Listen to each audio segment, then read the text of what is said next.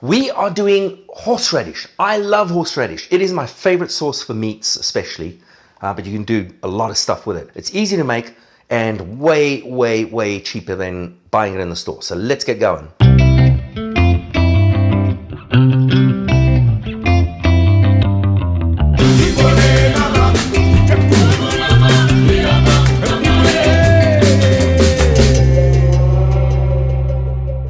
We are going to make it fresh from scratch from the actual horseradish root that I found in Whole Foods today. The great thing about doing it yourself is you can control the heat and of course the ingredients you put in there. You don't want sugar, you don't have to put sugar. You don't want preservatives, you don't have to put preservatives. Using the potato peeler, you just want to get rid of all the gnarly stuff there, and it's kind of a firm yet dry texture. Some of the gnarlier bits you might just want to take a knife and cut off, otherwise you'll be here for hours. And yeah, you really do want all the brown bits that are left over from the skin. You want all of that out of there. That is of no use to you. Okay, that's pretty much it. Gonna throw all this junk away. Alright, we have a lovely naked piece of horseradish, all nicely peeled and ready to go. So at this point, you have two options. You can cut this into cubes and pop it in a food processor, some kind of machine, and Bob's your uncle. You will get a more creamy, sort of homogeneous type of texture that way.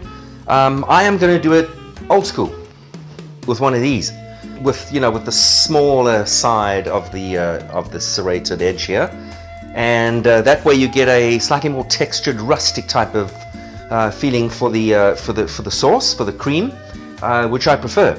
The problem is it takes a while and it's gonna kill you. I promise you. This stuff, you think onions are bad, times it by 10. This stuff is gonna make you go crazy. It's gonna make your eyes water like nuts, and you're gonna have to take a break a few times. I promise you, it is crazy. So let's get started. What I typically do is I'll just cut it into more manageable bits,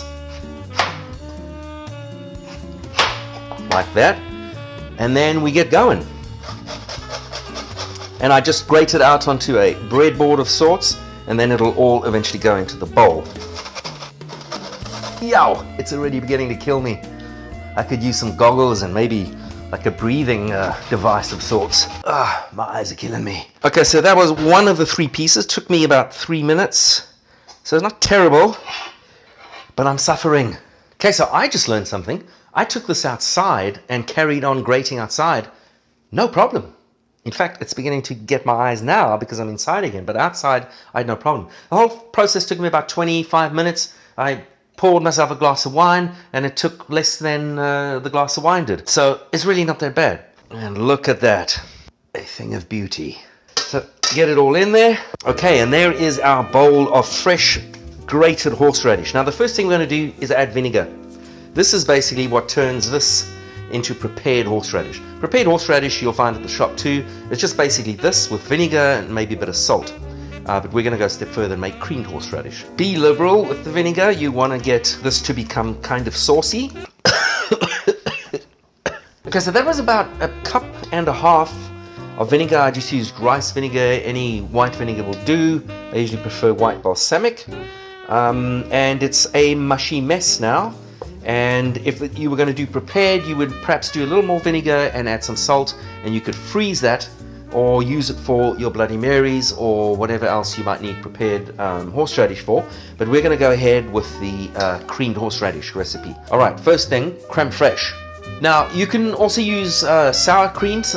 Sometimes I do a sort of Mexican take on it where I use sour cream and lime instead of the vinegar, but we're going to use crème fraîche today. And everything that I'm putting in here, the vinegar was the first. It's already way less pungent than it was. And everything we add is going to help, because right now I can't eat that. That is still way too hot. So we're going to put most of this in there. That's about 4 tablespoons of crème fraîche. Give that a whirl. And already the texture's starting to become a little creamier and fluffier. Now for the Dijon mustard, we're going to put about the same amount. 3 very heaped tablespoons, and get that mixed in. Now let's give it a bit of a whirl. still hot, but definitely doable. And so what we're going to do now is season it. We're going to put quite a bit of salt in there. And let's give that a little taste. Gotta love salt. Every time you put salt in something, it just comes alive. And we're going to do a little pepper. And then to balance, we're going to do some sugar. I like the turbinado, the sort of brownish stuff. A little more natural. Just like 2 healthy pinches there. Give that a whirl. Oh yeah, that's balanced it out really nicely. I'm just going to add the rest of this crème fraîche. Feel like it needs a little more of that.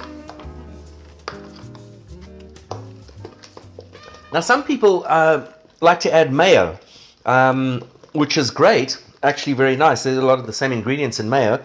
The problem with mayo is that you're now introducing egg yolks into this, so you're not going to get as long of a shelf life as you're going to get here. Even you know, with the crème fraîche, it's not going to last forever. I typically find about a month in the fridge is about as much as you're going to get out of this. Maybe a little more depending on your fridge. But with the mayonnaise added in there, it's going to be substantially less than that because of the egg yolk. Okay, and for the last touch, I'm adding a little lime.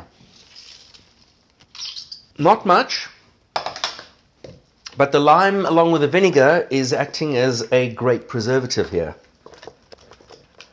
Now let's give it a taste. Oh yeah. Oh, that's so good. That's so good. It's just dying for a steak, as am I. All right, moment of truth. I cooked a steak on the grill outside, on the barbie, the braai, whatever, and now we are going to lather it with some beautiful horseradish sauce that we just made. So good, so tangy, flavorful, and balanced. Exactly what you want. It's really great for steak. It's great for a roast or any kind of meat or sausage or boerewors. It's a hit with boerewors. It's amazing with boerewors. And it's good with so many other things too. I fried up some bread outside on the grill on the braai, and just plain old grilled bread. Let's check in. It's a hit. I love it. It is so powerful, flavorful, but at the same time really balanced, and you can put it on so many different things. Pork, chicken, anything you like. And look at that. I have a boatload of horseradish sauce. This is going to last me a good month. This would have cost $20, $30 bought at the store. Cost me a couple of bucks. So do it. Boerewors.